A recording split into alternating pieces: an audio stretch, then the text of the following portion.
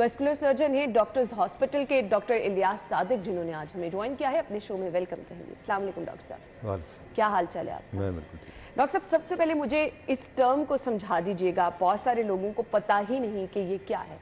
Basically ये रगों में सूजन होती क्या है?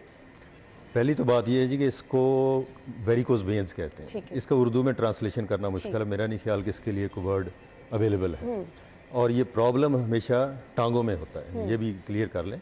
ये वो वेन्स हैं जो ब्लड आपका पाँव से लेके दिल की तरफ जाती हैं। ठीक है। आर्टरीज होती हैं जो ब्लड दिल से लेके पाँव की तरफ आती हैं, और वेन्स वो होती हैं जो पाँव से लेके दिल की तरफ जाती हैं। इन सबको वेरिकोज वेन कहा जाता है। हाँ, और ये दो किस्म की होती हैं। एक होती है डीप, जो आपके पट्टों के अंदर होती हैं, और एक होती है सुपरफिशियल, जो स्किन के अंदर नीचे होती है। और हमें थोड़ी थोड़ी कभी हाँ स्किन जी, पे आपके वो नजर और भी ये जो बीमारी है ये स्किन की वेनों की बीमारी है। ओके। ये डीप वेन जो पट्टों की वेन है, ये उनकी बीमारी नहीं है। ठीक तो एक तो ये क्लियर कर लें। ठीक हो गया। और आमतौर पे इसकी सिम्टम्स कैसे होती हैं, ये तीन चीज़ों में इसको डिवाइड कर सकते हैं आप। एक तो होती है जो कॉस्मेटिक है, कि स्किन के नीचे आपको एबनॉर्मल वेन्स नज़र आई, जो नॉर्मल से ज़्यादा साइज़ हो गया, वो टेढ़ी मेढ़ी हैं, काफ़ी उभरी हुई हैं, साइज़ बड़ा हो गया है और वो देखने में बुरी लग रही। तो ये तो कॉस्मेटिक प्रॉब्लम है। उसके बाद इसका प्रॉब्लम आता है जो लाइफस्टाइल को अफेक्ट करता है, आपकी क्वालिटी ऑफ लाइफ को अफेक्ट करता है, जिसमें पेन आ जाती है, पेन होती है टांगों में, क्रैम्प्स होते हैं, हर वक्त टांगों में थकावट फील होती है। और बाज़ औक़ात फिर इससे अगली स्टेज जब आती है तो इसकी कॉम्प्लिकेशन शुरू हो जाती है। ठीक है डॉक्टर साहब, ये होता क्यों है? देखिए, इसकी एक तो जेनेटिक वजह है। ठीक है। मतलब फैमिली में मसला हो सकता है आपकी किसी और फैमिली मेम्बर को भी पहले हो, किसी की मदर को हो या ग्रैंड मदर को हो या ग्रैंड फादर को हो, उस फैमिली में चलता है। दूसरी वजह इसकी जेनेटिक होती है। ठीक है। मतलब आपके जीन्स में ही प्रॉब्लम आता है। और इसके अलावा ये प्रेसिपिटेट हो सकता है, मतलब अगर कुछ आपका लाइफस्टाइल ऐसा है कि कुछ लोगों का लाइफस्टाइल ऐसा है कि उन्होंने दिन में 12 घंटे खड़े होना है। किचन में काम करने वाली ख़वातीन हैं, शेफ़ हैं, बार्बर्स हैं और सर्जन भी हैं, जिन्होंने बहुत लंबा अरसा खड़े होना है। तो सारा प्रेशर आपका वेन्स पे आ जाता है। ठीक है। ब्लड जो है वो वेन्स के अंदर ही खड़ा रहता है और उससे प्रेशर आता है, तो ये एबनॉर्मल हो जाती है। सही। सो ये मर्ज काबिल इलाज है, ये एज के किसी भी ग्रुप में हो सकता है। इसके लिए कोई ये है कि मतलब आप एडल्ट हैं तो ये आपको प्रॉब्लम नहीं हो सकती? देखिए, इसकी अगर आप फ्रीक्वेंसी अगर देखें ना, तो आम पब्लिक का अगर आप सर्वे करें तो ये तकरीबन 40% लोगों में होगा। यानी हर 100 में से 40 लोगों को ये मर्ज होता है। ये बहुत कॉमन है। जहाँ तक जेंडर का ताल्लुक है तो ख़वातीन में थोड़ा सा ज़्यादा है। ठीक है। और उसकी मेन वजह होती है प्रेगनेंसी। तो प्रेगनेंसी की वजह से ये ज़्यादा हो जाता है, लेकिन मर्दों में भी उतना ही कम है। मुझे अब सिम्टम्स बता दें, क्योंकि अब लोगों को नहीं पता कि उनके साथ ये प्रॉब्लम है अनटिल और अनलेस वो सेकंड स्टेज पे जब आपने कहा कि ये पेन करने लग जाएंगी, क्योंकि हम लोग तो चीज़ें सर से गुजारते जाते हैं ना। सो कौन कौन से सिम्टम्स आपको फील हों तो आपको डॉक्टर के पास जाना है? देखें, मैंने इसकी जो मेन कैटेगरीज है ना, वो 6 में आप डिवाइड कर सकते हैं। पहली तो कैटेगरी ये है कि आपको थोड़ी सी वेन्स नज़र आनी शुरू हो गई, एबनॉर्मल वेन, क्योंकि हर एक को पता होता है कि नॉर्मल क्या है और एबनॉर्मल क्या है। तो अगर आपकी स्किन बिल्कुल नॉर्मल है, आपको पता होगा कि ये नॉर्मल है। अगर आपको कोई एबनॉर्मल वेन नज़र आना शुरू हो जाती है तो वो ज़ाहिर है ये वेरिकोज वेन है। ये इसकी स्टेज 1 है। स्टेज 2 है कि उससे ज़्यादा बड़ी साइज़ की हो गई। स्टेज 3 में होता है कि टांग में स्वेलिंग शुरू हो गई। अच्छा। और स्टेज 4 में ये होता है कि आपकी स्किन का कलर चेंज होना शुरू हो गया। अच्छा। स्किन का कलर अगर फेयर है किसी का, तो वो आहिस्ता आहिस्ता डार्क होना शुरू हो जाता है। सही। और वो होता क्यों है कि क्योंकि वेन्स से जो ब्लड है उसके सेल्स सीपेज करते हैं, वो स्किन के सेल में आ जाते हैं और स्किन का कलर परमानेंटली चेंज कर देते हैं। ठीक है। और उससे अगली स्टेज फिर ये होती है कि उस पर अल्सर्स बन जाते हैं। अच्छा। ज़ख्म बन जाते हैं। स्किन इतनी डैमेज हो जाती है कि उस पर ज़ख्म बन जाते हैं। और जो उससे भी अगली स्टेज ये है कि वो ज़ख्म फिर ठीक नहीं होते। अगर ज़ख्म हील हो जाए तो ये इसकी 5वीं स्टेज है। अगर ज़ख्म बिल्कुल ठीक नहीं हो रहा तो ये 6ठी स्टेज है और ये लास्ट स्टेज है। लास्ट स्टेज है। और ये तमाम सिम्टम्स के साथ अगर आपको कोई ऐसा प्रॉब्लम फील हो रहा है तो आपने फौरी तौर पर डॉक्टर से रब्ता करना है। मुस्तनद इलाज पाकिस्तान में इसका मौजूद है, और इलाज के स्टेप्स क्या हैं वो भी बता दीजिएगा। कि सबसे पहली तो बात सबसे इंपॉर्टेंट ये है कि इसकी डायग्नोसिस हो। ठीक। और तशखीस एक तो मरीज़ खुद कर सकता है, उसको थोड़ा आइडिया हो जाता है कि इसको ये प्रॉब्लम स्टार्ट हो चुका है।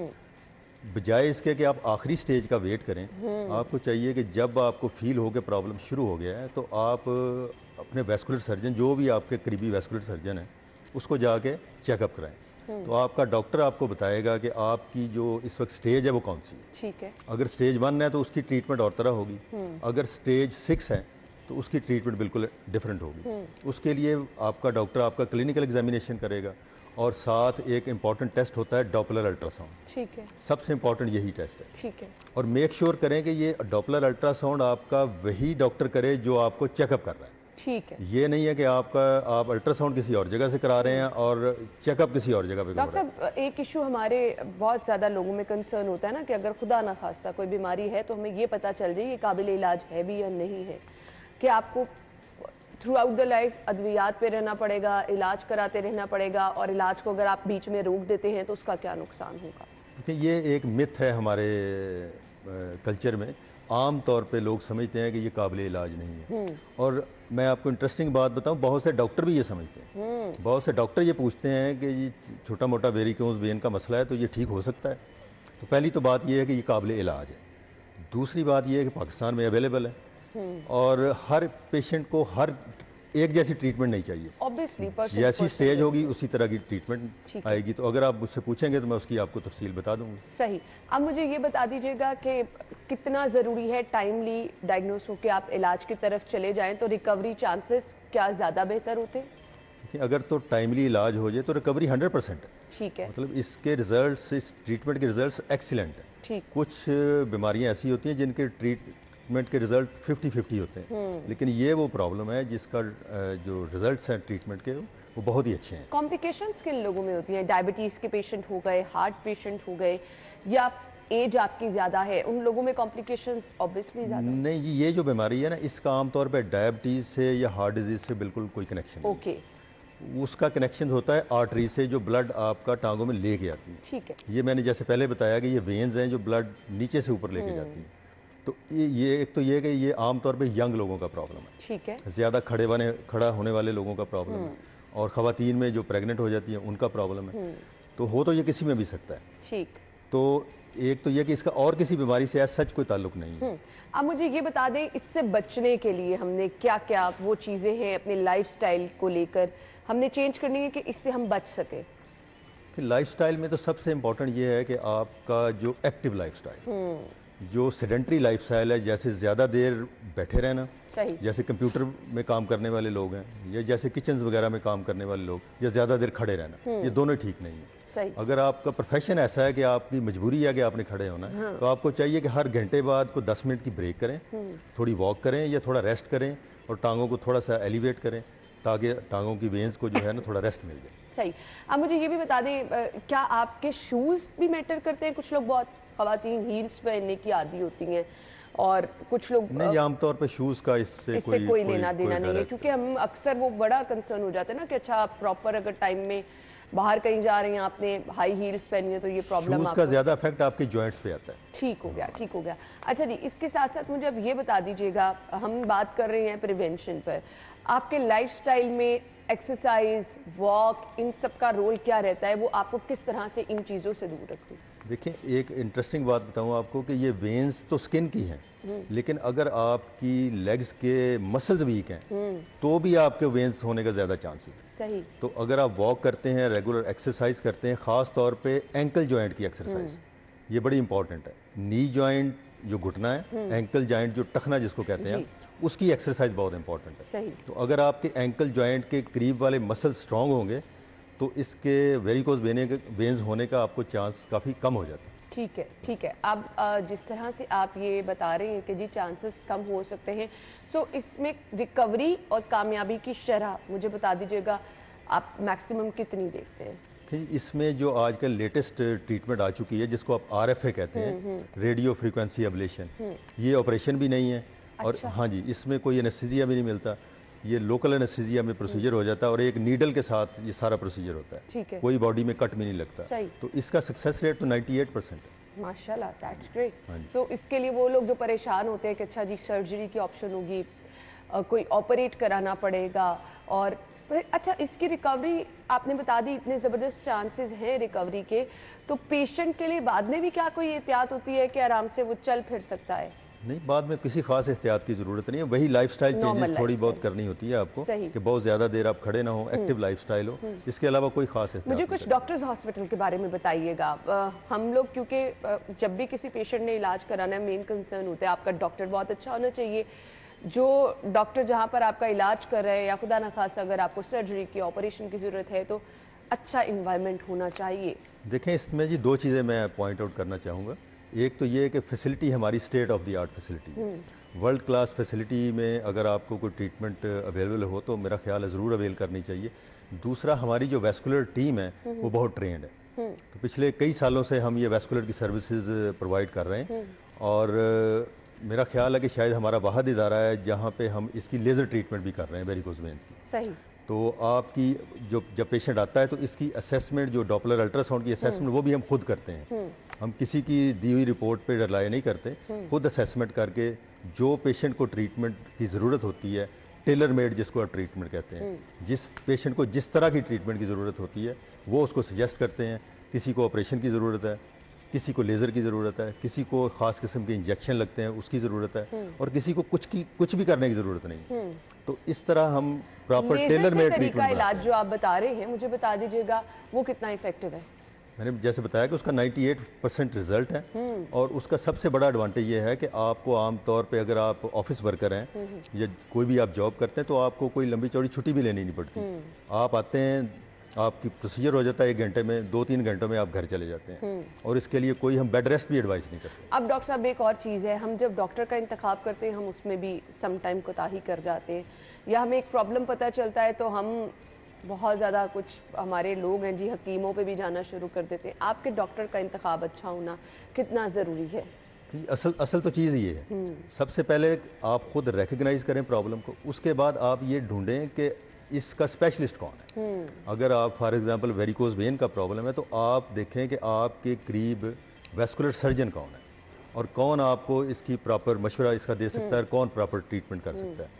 ट्रीटमेंट करने को तो वेरिकोज वेन की जनरल सर्जन भी कर रहे हैं, दूसरे लोग भी करते होंगे, लेकिन इसका जो स्पेशलिस्ट है वो सिर्फ वैस्कुलर सर्जन ही होता है। उसी के पास आपको जाना चाहिए, जो भी आपके इलाके में, जो भी आपके करीब आपको पता हो। सर्जरी की स्टेज कब आती है? किन मरीजों को आप सर्जरी रिकमेंड करते हैं? वो क्या सिम्टम्स होते हैं जिनमें आपके पास सर्जरी के अलावा कोई ऑप्शन नहीं रहती? आमतौर पे जो स्टेज 2, 3, 4, 5, 6, मतलब स्टेज 1 से ऊपर जितने भी पेशेंट हैं उनमें कुछ ना कुछ ट्रीटमेंट की ज़रूरत पड़ती है। वो लेज़र की शक्ल में हो, सर्जरी की शक्ल में हो, या इंजेक्शन की शक्ल में हो, या कॉम्बिनेशन हो। किसी में कॉम्बिनेशन भी करना पड़ता है।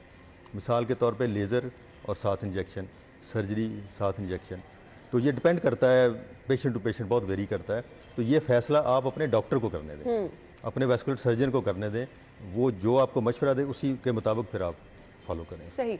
अच्छा, टाइमिंग बड़ी, हम थोड़े से वो जल्दबाज लोग हैं ना, तो इलाज कराना शुरू किया है, रिकवरी चांसेस कितना टाइम, या पर्सन टू पर्सन वेरी करता है, हर किसी की अपनी एक बीमारी देखिए, एक तो हर पेशेंट की पेन परसेप्शन डिफरेंट होती है, थोड़ा बहुत वेरिएशन तो होती है, लेकिन आम तौर पे जब आप लेज़र की ट्रीटमेंट करवाते हैं तो आप सेम डे वॉक कर सकते हैं, अगले दिन इवन अपने जॉब पे जा सकते हैं। अगर आप सर्जरी कराते हैं तो उसमें आपको 3-4 दिन का थोड़ा बहुत रेस्ट चाहिए होता है, कोई बहुत ज़्यादा लंबा रेस्ट उसमें भी नहीं।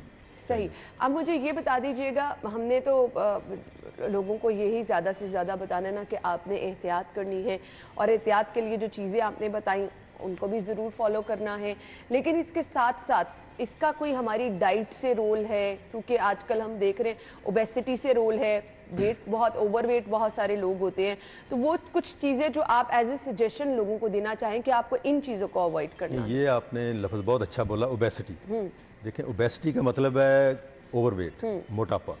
तो ये एक बीमारी ऐसी है जो इस वक्त पैंडेमिक है। पैंडेमिक का मतलब होता है कि ऐसी बीमारी जो वबा की तरह पूरी दुनिया में फैल गई। बिल्कुल। और ये सिर्फ पाकिस्तानी कम्युनिटी का मसला नहीं है, ये पूरी दुनिया का मसला है। तो ओबेसिटी डायरेक्टली लिंक्ड है वेरिकोज वेन के साथ। ओवरवेट लोगों में ये ज़्यादा हो जाती हैं और उसकी ट्रीटमेंट भी ज़्यादा मुश्किल हो जाती है। तो वेट तो ज़रूर रिड्यूस करना चाहिए, और डाइट भी ऐसी लेनी चाहिए जिससे कम से कम कैलोरीज हों और ज़्यादा से ज़्यादा प्रोटीन आपका हो, और ताकि आपका वेट जो है वो ज़रूरत से ज़्यादा ना बढ़े। ओवरवेट लोगों को ज़्यादा चांसेस हो सकते हैं, देखने वालों को आप मैसेज क्या देना चाहेंगे? सबसे बड़ा मैसेज तो यही है जी कि अगर अपनी टांगों का खुद एग्जामिन करें, अगर आपको महसूस आपकी वेन्स एबनॉर्मल हो रही हैं या आपकी स्किन का कलर डैमेज हो रहा है या आपकी पाँव के करीब कोई अल्सर बन रहा है, तो फौरी तौर पे किसी वेस्कुलर सर्जन के पास जाके इसकी असेसमेंट कराएं और इसकी ट्रीटमेंट कराएं। और अगर आपको वेरिकोज वेन अभी नहीं है तो फिर अपना लाइफस्टाइल इस तरह का बनाएं कि वो कोशिश करें कि ये हो ना आपको, और उसके लिए एक्टिव लाइफस्टाइल। पाँव में दर्द रहता है, क्या ये भी अलार्मिंग सिचुएशन है? इस पे भी आपको डॉक्टर से राब्ता करना? इसकी वजह से आमतौर पे पाँव में नहीं, काफ में दर्द होता है, जिसको आप पिनिया कहते हैं। मतलब काफ के मसल जो घुटने और टखने के दरमियान में होते हैं, इनमें क्रैम्प्स आते हैं और पेन रहता है और थकावट का इसमें एलिमेंट बहुत ज़्यादा हो जाता है। और आपको रात को फील होता है कि किसी को आगे इसको दबाना चाहिए, तो ये आम तौर पे वेरिकोज वेन की निशानी होती है। ठीक हो गया, थैंक यू सो मच, बहुत बहुत शुक्रिया। मेरे ख्याल से बहुत ज़बरदस्त टॉपिक था और वो चीज़ थी जिसको हम नज़रअंदाज करते हैं, जिसको हम ये समझते हैं कि अच्छा ये नॉर्मल दर्द है, और सिम्टम्स भी डॉक्टर साहब ने बता दिए। तो प्लीज़ आप लोगों से रिक्वेस्ट ये है कि अगर कभी ये सिम्टम्स फील हो तो आप फौरी तौर पर डॉक्टर साहब से ही रब्ता कर सकते हैं, क्योंकि आपके मुस्तनद डॉक्टर का इंतखाब मेरे ख्याल से आपकी आदि बीमारी का मसला जो है वो उसी टाइम हल कर देता है। थैंक यू सो मच, आपके वक्त का बहुत बहुत शुक्रिया।